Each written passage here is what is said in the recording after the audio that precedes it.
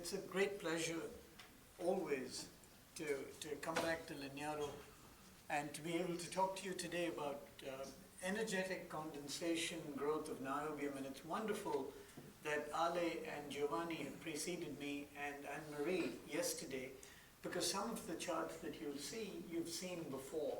So it gives me the luxury of just skipping rapidly through them. But the big picture to keep in mind is that everything that I shall be talking to you about involves ions with an energy of 100 eV. Not 1, not 5, not 10, but 100. So that is the energetic condensation that I'll be talking about. And as a small business with just 5 PhDs working with me, it would be impossible to make any contributions to this field if not for the collaborations that we've enjoyed with bigger groups.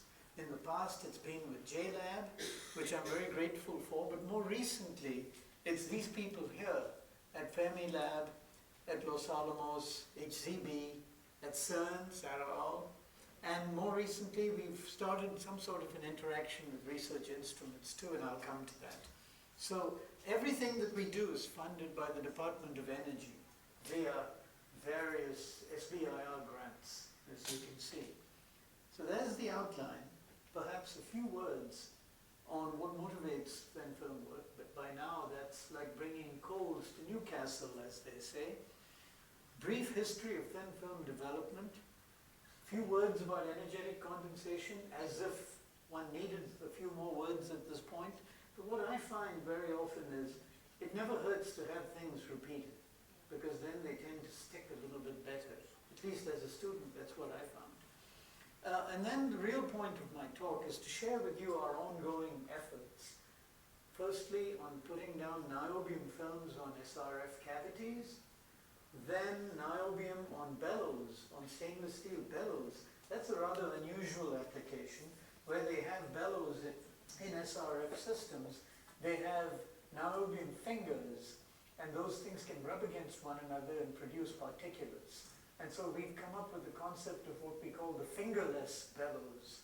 So just take a stainless steel bellows and paint it on the inside with niobium and see if it has all the right properties. And then last but not least is putting copper on stainless steel for high-powered RF couplers. There's an increasing need for those. The traditional way of doing those things is electroplating with a nickel flash layer. And occasionally there have been problems of adhesion that have been noted on these couplers. And so we came in and said, energetic condensation, the mantra is that you're supposed to drive ions into the surface and promote good adhesion and so on. Well, let's prove it. Let's show you a plasma way of making copper on stainless steel for couplers. And last but not least, if I do have a minute, I can't resist, I'd like to share with you some early work we've begun just in the past few weeks on niobium on aluminum, for obvious reasons. So what's the motivation there? After everything that you've heard, it just suffices to say, this is the motivation. Forget all the words on that thing. SRF is better than normal, or we wouldn't all be here. If you do it with cheaper cavity materials, and this is a point that's worth reiterating, and if you saw Enzo's video from about 6 months ago, he made this point. Whereas 20 years ago, there was not that big an emphasis on the materials costs in SRF, in some sense. Today it's becoming increasingly more important. We can scarcely afford to ignore the fact that niobium has tripled in price.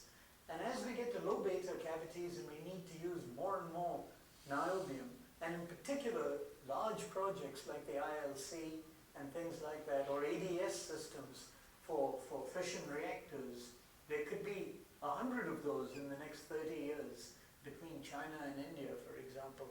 Those things might need up to GeV proton accelerators. They would be SRF, and if you made them out of bulk niobium, it could be very pricey. So there is a premium on trying to find a thin film alternative.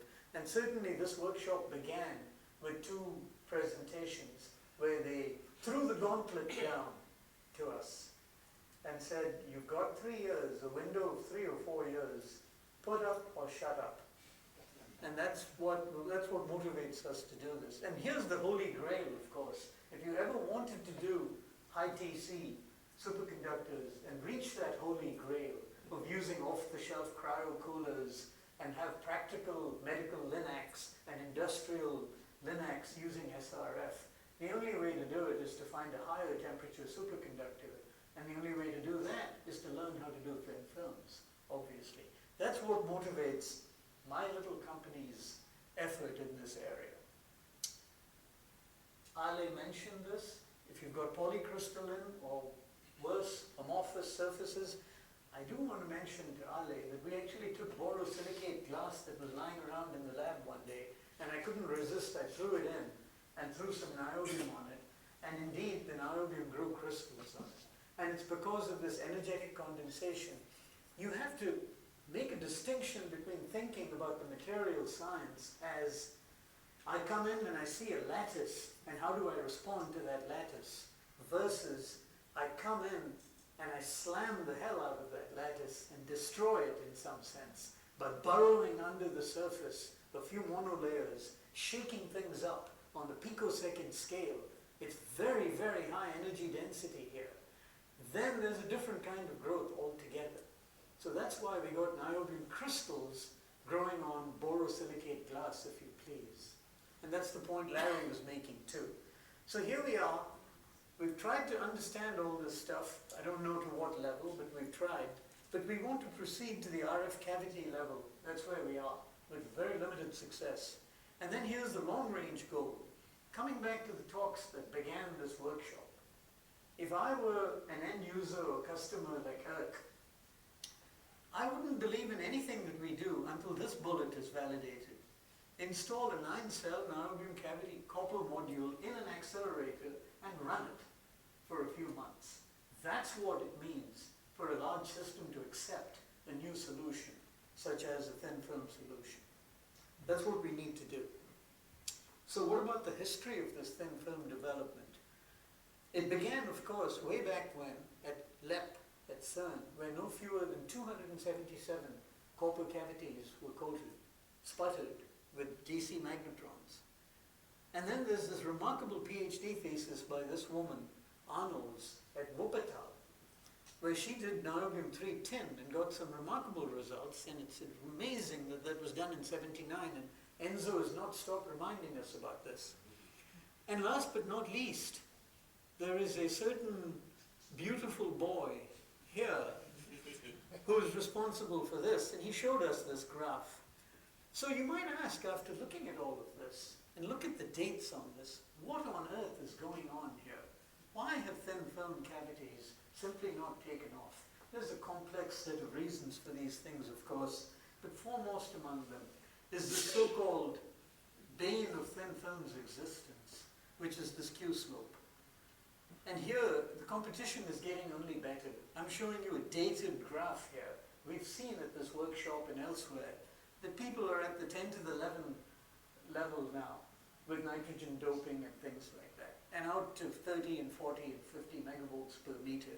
One more time, I can't emphasize enough, the engineer in me says that if we as a community wish to make an impact on real systems, this is what has to happen. At a minimum, someone, someday, has to show high Q naught, no Q slope, with a thin film. And Enzo, not to belabor the point, last night at the banquet, said something that might appear to be casual, but is actually very profound. If you do not have a vision, and you do not write it down, then for sure you'll never get there. So this has to be our vision. The stuff that we do is cathodic arcs. Cathodic arcs themselves have a nice history. We're not the first to do this. In fact, I've been studying cathodic arcs for different applications since 1971. But even when I got into the field, there was a 20-year history of cathodic arcs. And here's some examples of what they did, this Torr-Vergata thing, triple R of 80 with a cathodic arc, with a bent magnetic filter and so on. And then the INFN in Poland, the so-called European CARE program, which made a lot of progress, coated copper with niobium, even resolved or tried to resolve the macroparticle problem, designed filters such as this to filter out all these macroparticles and get really clean films. One might say that my company has picked up this field where the CARE program left off a decade or so ago. Just a word or two about energetic condensation. Yeah, it's wonderful, isn't it, to see the same graph for the nth time. At least I hope some of you think it's wonderful. The only thing that I'd add to everything that you've heard from Anne-Marie and Ale is look at the energies that we're at, 100 EV. Look at this yellow part of this phase diagram coming down here. The message is that whereas with conventional DC sort of processes, if you just heat something and recrystallize it into large grains, obviously we all know this, you need to heat it up to the melt. The non-equilibrium physics of energetic condensation, this burrowing that I spoke of, an individual ion coming in and delivering energy into a very tiny 4 nanometer type hemisphere, can basically promote that kind of physics, but with the substrate at a much lower temperature. So the niobium could be at a mere 600 degrees Celsius and yet achieve recrystallization in large grains. And coming back to what Ale said, that is the point. You want to make a thin film with large grains in it and that are defect-free, obviously. This diagram gives you a hint of how the synergistic interplay between energetic ions coming in, and in some sense you might think of it loosely, in an arm-waving sense, as the ion comes in. What you'd like to do is to deliver the energy subsurface, but all the defects that you create, all the vacancies and the defects are very shallow, so that the heating of the substrate brings those defects up to the surface where they're annihilated. So then you leave behind a relatively defect-free film. If you penetrate too deep and you create a lot of defects there, you can't get rid of them.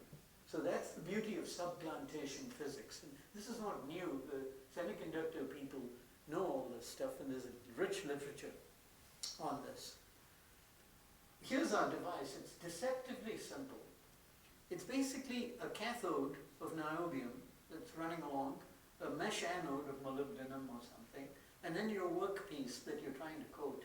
And what you do is you take literally welding torch technology. It's a 100 volt, 200 amp supply. Literally what the guy wearing the mask and welding up on the top of the building is using. Similar to that. And you strike an arc in a high vacuum, 10 to the minus 8 torr. There's no gases in this. You have an axial magnetic field of about 10 millitesla here. And in that field, when you strike this arc, you produce an arc from the cathode to the mesh anode. And in the B field, it whips around like a helix. It executes a helical motion and goes from one end of this cathode to the other. And as it does so, this is one of the beauties of nature. You know, I couldn't help being moved and amazed at the wonderful music that we heard last night, thanks to Enzo and the banquet. But there's a similar beauty in realizing that you can take a welding torch power supply, connect it to a cathode in vacuum, and produce a plasma of niobium that's doubly ionized at a temperature of 3 eV with a density of 10 to the 18 per cc at the source. Think about that. Mother Nature has more than one way of showing us beauty. That's the beauty of these cathodic arcs. Ale talked about, Giovanni talked about a current density of 2 amps per square centimeter. Each of the cathode spots on this cathode here carries 80 amps in a spot of a diameter of 1 micron. That's merely 10 to the power of 10 amperes per square centimeter for a microsecond. You can imagine what that current density or power density does to the solid material. Frankly, it doesn't stand a chance. It gets turned into a very dense, hot, ionized, fully ionized plasma, which explodes out into the vacuum with a Mach number, if you will, of about 4 or 5 to 1, which is the directed kinetic energy is 4 or 5 times the random thermal energy. That's why the kinetic energy of these ions is 100 eV, even though the temperature, the Maxwellian temperature, is a mere 2 eV. It's all done for you by nature. We don't have anything to do with it. We just push the switch. It's absolutely beautiful stuff.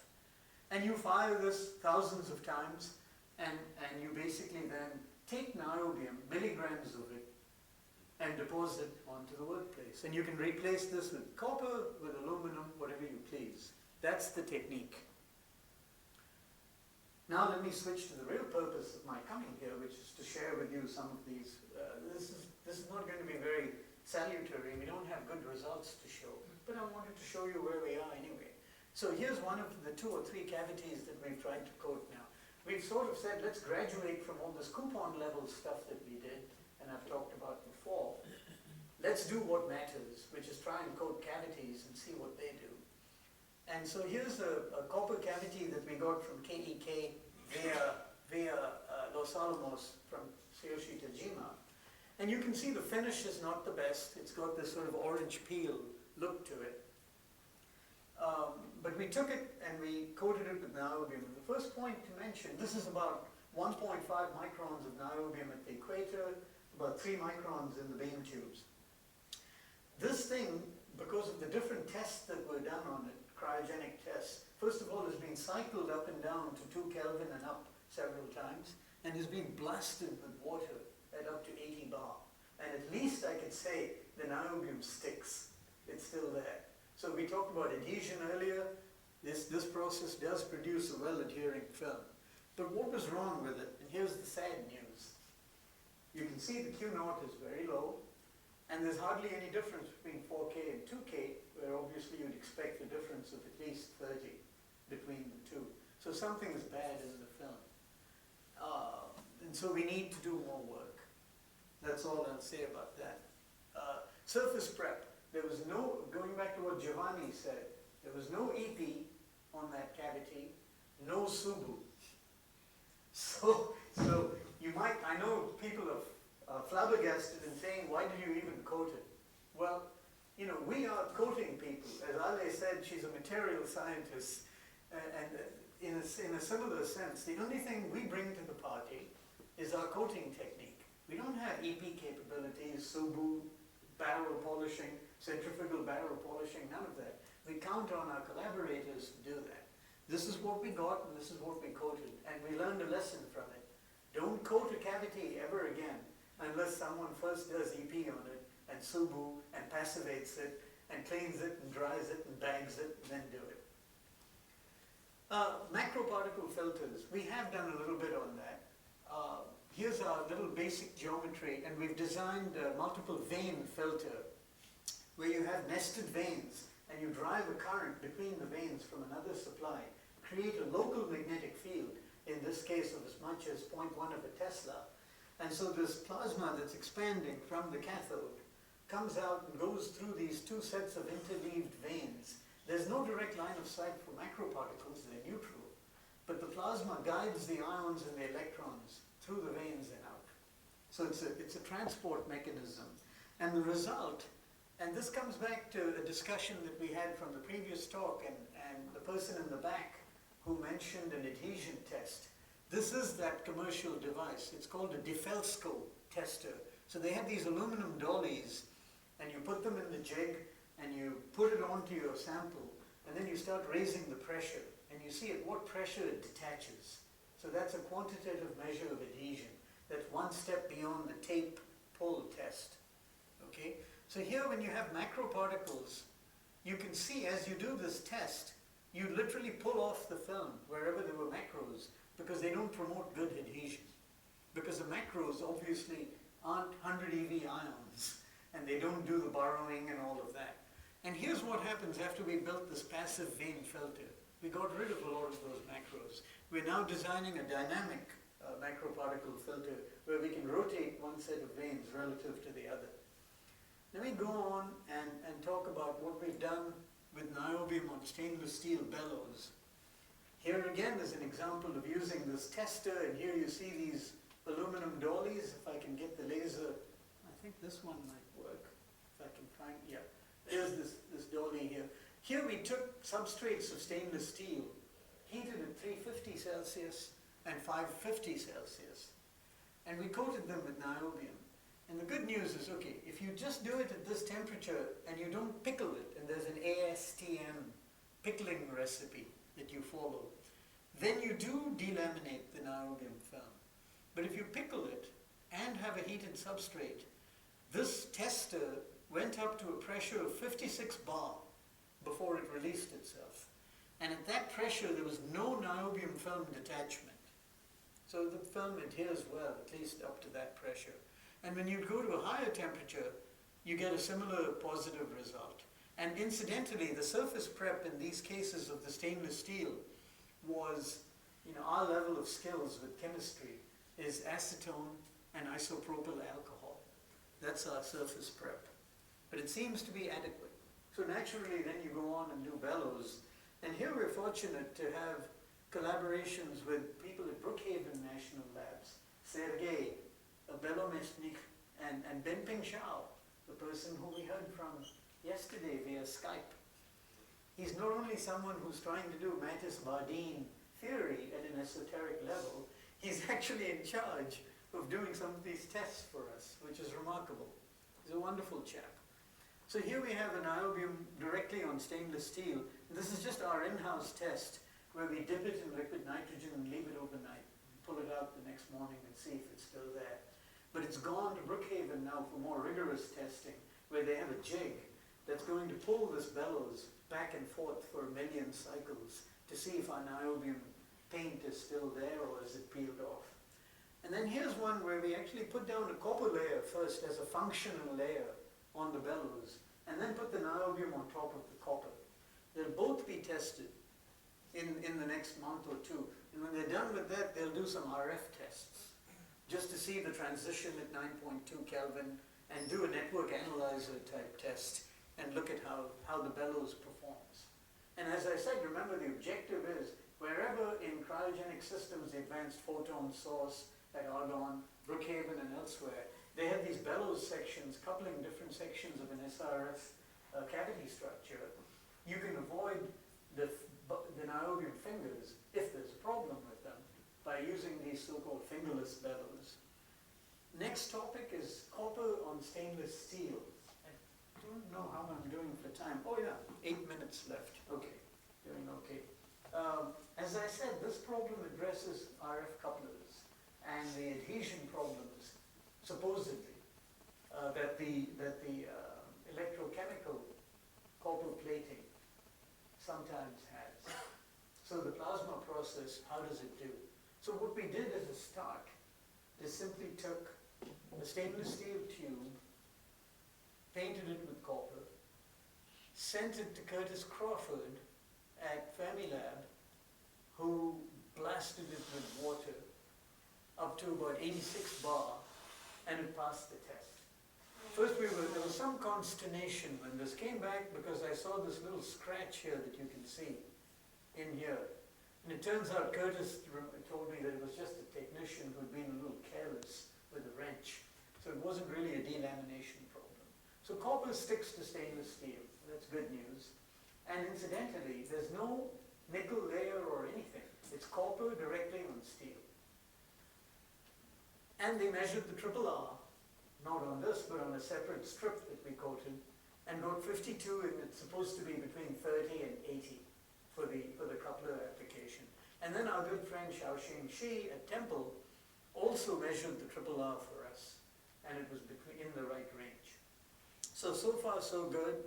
What's the next step on the couplers? You need to show that you can do bellows. So we did that. Here's a 45 micron copper film on a bellows structure, survived high pressure water rinse.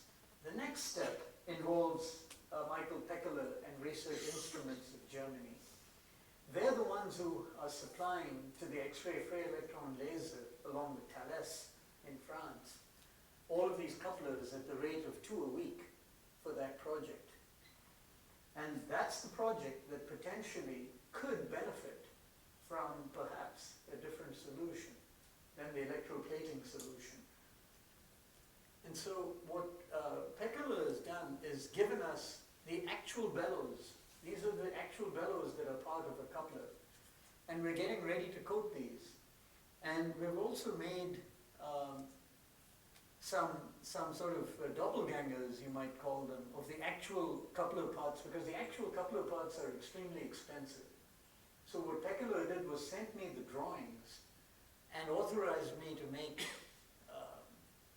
several people in the audience would know what that name means, what that word means. But let me just say, you might think of these as facsimiles or duplicates, doubles of the real parts, but that are much cheaper.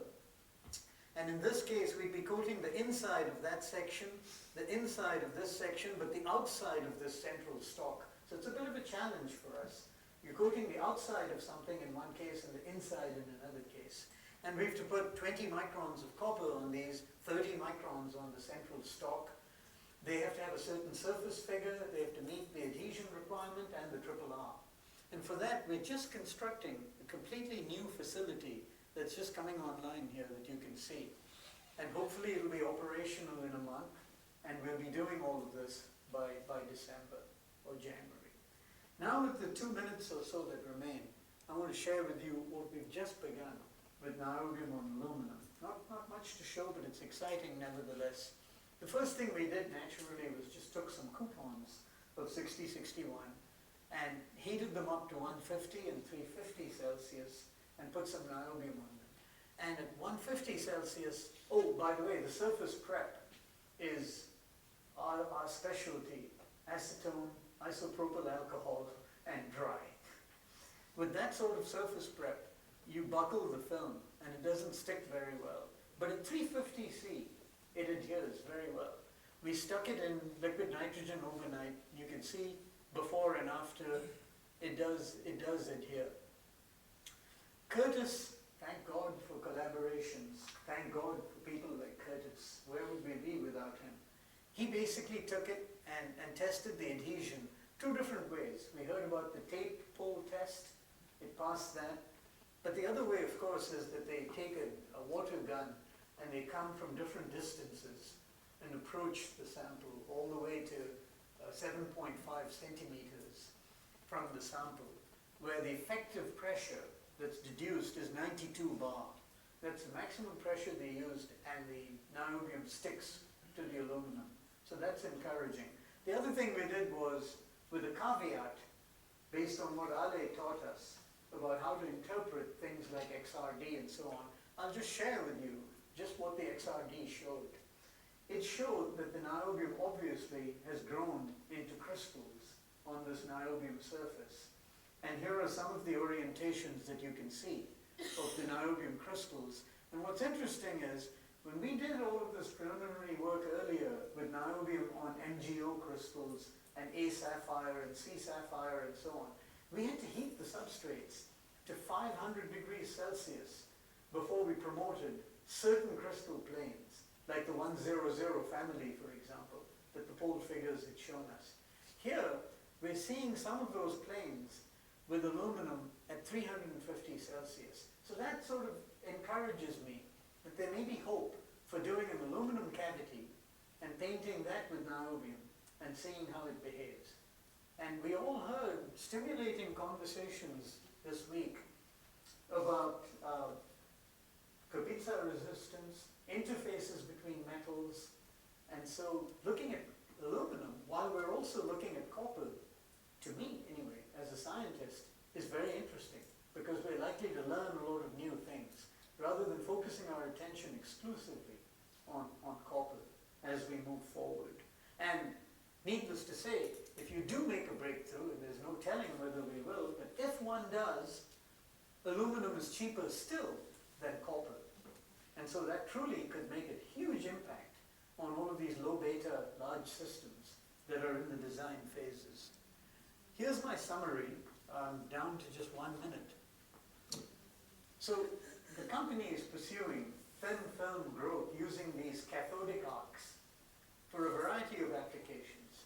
We're very fortunate that DOE, for some reason, continues to fund a small company to do all of this research. And sometimes I ask myself how we're surviving. It's a minor miracle, but it happens. We're doing these cells here, and as I said, without collaborations with others, we're not going to make any progress. We're doing the bellows things, maybe that'll turn into a product, who knows? And then the RF couplers, I do believe in those.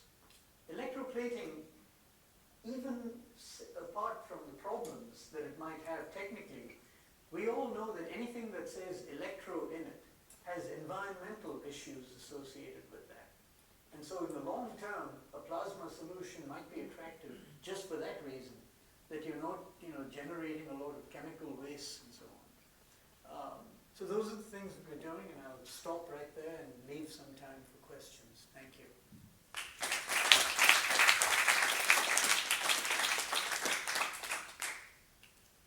Any questions? Excuse me. Any questions for Chris? Hanson. I realized that making the program I did a big mistake because I had to give you much more time. I have three questions. The first one, if I can. We're okay on time. We have only 3 talk sessions, so we'll be on time. You can do the call. Thank you. The first one is that when you show the Q factor versus H of this beautiful voxel deposition, you say that unfortunately the Q is low. My question is the following: what is the material of the anode grid? Is it possible to have a contamination from the anode grid? It is possible. It's either molybdenum or stainless steel. In this particular experiment, it was stainless steel. Why did you put niobium? Just niobium? Excellent choice. But I do want to share with you, we did very limited SIMS analysis of some of our films, done with this system on coupons. Fred Stevie of North Carolina State, who has a very good SIMS machine, did it. And I'd asked him at that time very specifically, if you're using a cesium beam, could you please scan and look for the anode material? And he reported that he found none of it, which is a puzzle to me, frankly, because you've got this plasma passing through the anode on its way to the substrate. And one might think even at the parts per million level, you can dislodge some of that stainless steel and get some of those atoms. But I want to share with you a little bit of physics. I didn't mention this.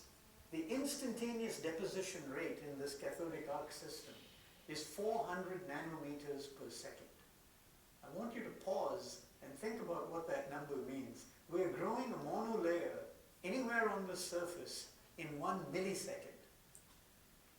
What that means is, if you do the math, remember Ale showed us what the time is for developing a monolayer, and the old high school rule of thumb is 10 to the minus 6 tall, you grow a monolayer in 1 second. Her number was 2 seconds, which is a little more accurate. But the point is, if you do that math, and you'll find that while we are depositing the film, the rate at which ions are coming to the surface is 10 raised to the power of 15 ions per square centimeter per second. 10 to the 15 to grow a monolayer in 1 millisecond. There is absolutely no chance for any neighboring atoms in the vacuum to get in there. First of all, they won't be moving at 100 eV, which is 15 kilometers per second in a physical speed. They'll be just effusive, vapor coming off of the anode and so on. I don't think they have a chance to get included because there's no room for them. And then between pulses, you might say, well, why don't they land there? Well, we have this thing heated at 350 C. Moreover, you will go to the grid with the niobium during the process. Indeed you will. So I think that's the sort of unwavering answer to your question, and the SIMS data. And I will say about the SIMS data, Fred Stevie did a quantitative analysis, and JLab had sent him a bulk niobium sample of RR 300. And he reported to me, the amount of hydrogen you have in your thin film is 7,000 times lower than in the bulk niobium. And again, I understood that by a very simple analysis. When we're growing a thin film, all we have in the vacuum, the RGA shows the hydrogen peak, the nitrogen peak, and the H2O peak. But if you have this instantaneous rate I spoke of, there's no way for H2O molecules to come in, get dissociated, and then get included in the surface. That's why our thin film, miraculously, actually is much better than bulk niobium in one regard, which is the amount of hydrogen that's in it. Maybe we don't need an 800C bake or a 120C bake someday. but we're a long way from getting there. But you had two other questions, sorry. The second one is more or less just a comment. I want to say that 10 years ago we tried to sputter quantum wave resonators of aluminum, high purity aluminum. The aluminum was 99.9999, and we bought it from a house, and it guaranteed us a thermal conductivity, giving of 2000 watt per meter of K. That means 5 times on the hour. So we had the recipe that was set up for the sputtering of niobium on copper, and we just applied on the niobium. The problem is that, however, we couldn't bake the aluminum at the same temperature, 700 degrees centigrade, which we did in sputtering. We sputtered something like 300 degrees centigrade, making more and more steps, and unfortunately the result was poor, was 38. So, in my opinion, if someone wants to sputter onto aluminum, you must have the possibility to go to higher temperature, and that means that on elliptical cavities to have a much, much thicker wall, so that one can avoid the collapsing of the cavity. Quite possibly. And 50 degrees, maybe it's a bit compromised, but Yeah. must be careful about that. Fair enough, Maybe to enforce the cavity from outside. yes. And my third question is just a request of suggestion from you, because as I pointed out during the talk of Daniel, we did the first coding on the quantum wave with the magnet of sputtering, and the thickness was not enough good. So now our plan is not to strip the cavity, but to deposit niobium onto niobium. I am afraid that it will kill the film, the niobium onto niobium. What is your suggestion? High temperature cleaning, water rinsing of the niobium before drying, in order to stick niobium onto niobium. What do you think that we could do? A plasma etch, because clearly a thermal process is excluded. You need too high a temperature. But a plasma, again, the non-equilibrium nature of plasma physics could be an advantage. That one designs a plasma etching process that basically takes off the surface layer in vacuum.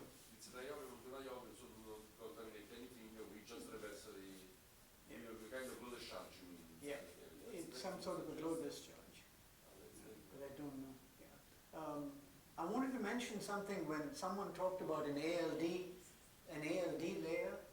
We did do that. Thomas Prolier of Argonne sent us a copper cavity, and I didn't share the results with you, where he'd first put an ALD layer of titanium nitride. His idea was that he'd have an insulating layer on it. Unfortunately, we put niobium on that. It went to JLab, and they did an HPWR, and the niobium just peeled off. And what was observed from analyzing what peeled off was it was the ALD layer that peeled off. So the niobium hadn't adhered. So there are some challenges to doing ALD. I think my thought was, and I suggested this to Thomas, that the ALD could be done after the fact rather than before, but there's much work to be done.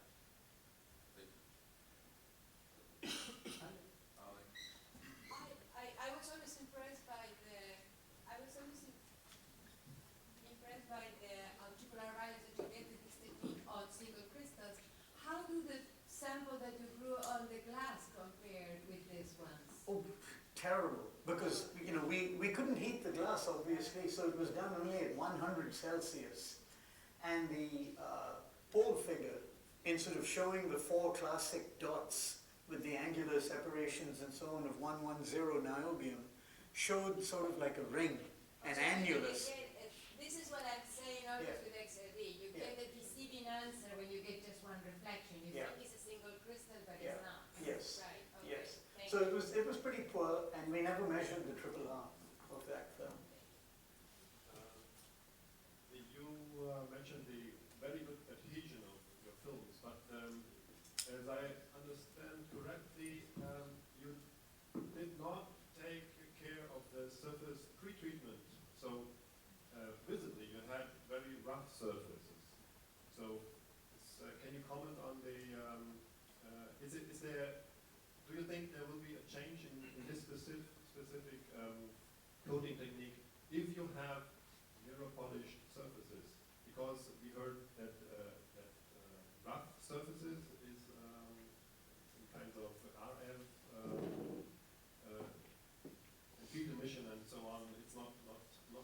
not desirable. No, in fact, our very next step is to get a centrifugally barrel polished copper cavity, which then has EP done on it before we do any coating. But I'll just comment that in an earlier project going back to 2007 that we did for the US Air Force, we actually got into using this technique to lay down multi-layer dielectric, we might call them, although it's subtle, at thin enough layers, whether a metal is a metal or a dielectric. There are all those interesting physics that I can't get into.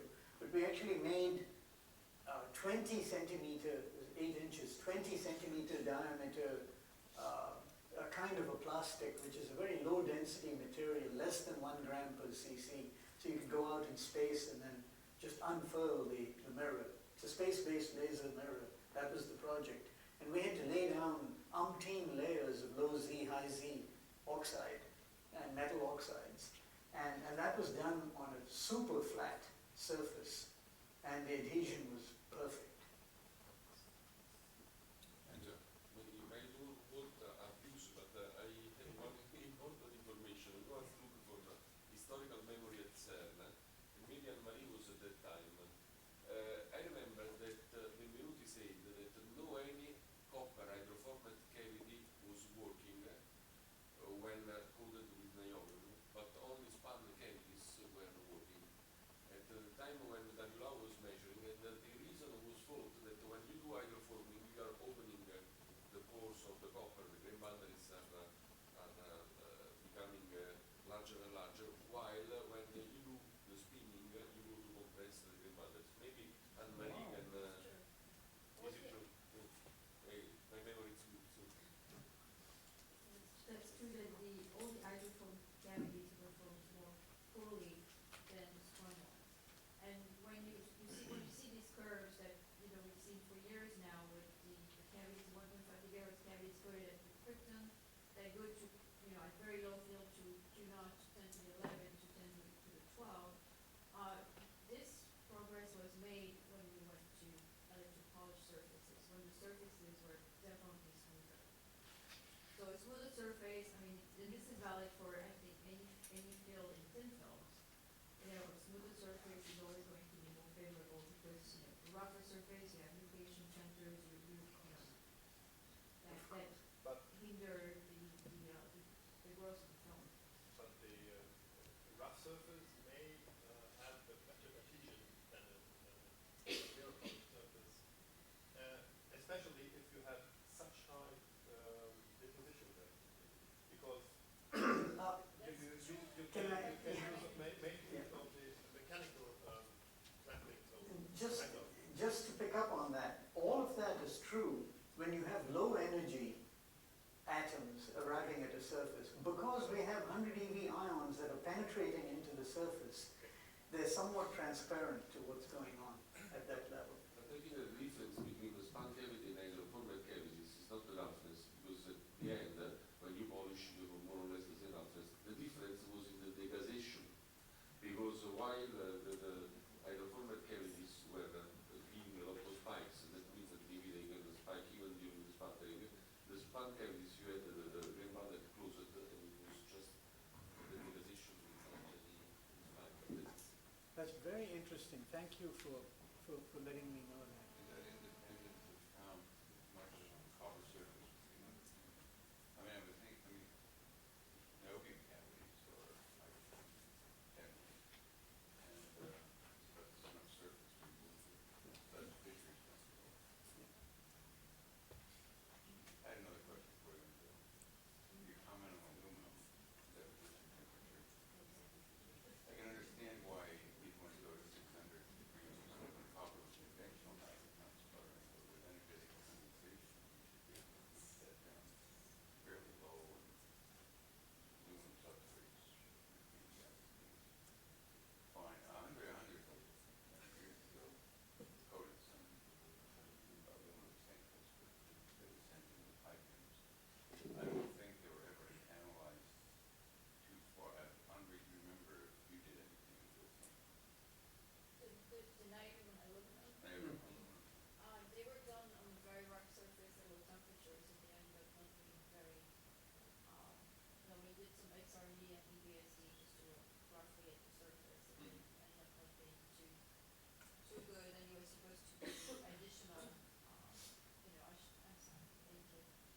supposed to do additional coatings on a better prepared surface.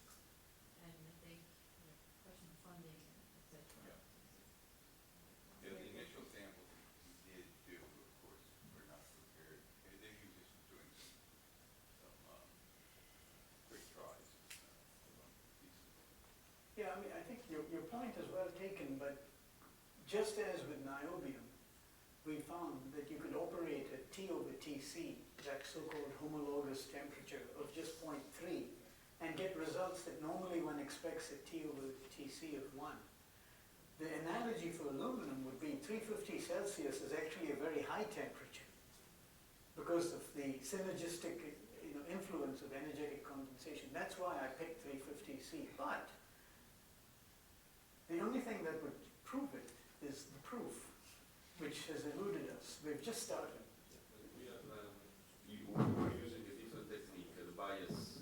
Yeah, And for the bias, you have a very low rate. yeah. And that means that the contamination is much bigger and you must increase the temperature. So our bias works only at the Good 600, 700 degrees centigrade. Good So point. the clip was not right. I mean, Yeah. environment is better than that. Maybe. I have a naive question about aluminum price. Yeah. I guess standard commercial aluminum is not very expensive, but is it the proper quality we need? We need high conductivity. Would it be at high conductivity, mechanical enough resistance and so on? So That's a very good question. The answer is, of course, aluminum, like copper, comes in so many different forms. Traditionally, the aluminum does have a range of impurities in it at the 0.1 to 1% level. Notable among those is sulfur, which is really a dirty word. But having said that, copper has sulfur in it too. And one of the things about energetic condensation is that you're growing, you see, I knew I'd find a reason to be able to talk to this slide, and you've given it to me. I put it up there in a sense to tempt someone in the audience to say, hey, what the hell is that? But nobody took the bait until Claire just did. If you look at the interface between the substrate here and the niobium that we're growing, look over here too. Here's MgO, here's the niobium. Look at this, the interface. It's in this case, it's 100 crystal orientation all the way right from the beginning. And what it means when you have these dense, non-porous films is it acts like a natural diffusion barrier to anything that's under it. Now, said that, but it's possible that with things like copper and aluminum, we have to eventually learn how to make some kind of a functional layer that starts. It could be ALD or it could be something else. And then the superconducting layer that we desire. And clearly that's the way you want to go, because you don't want to have such an expensive substrate, then it obviates the whole advantage of why you did it in the first place.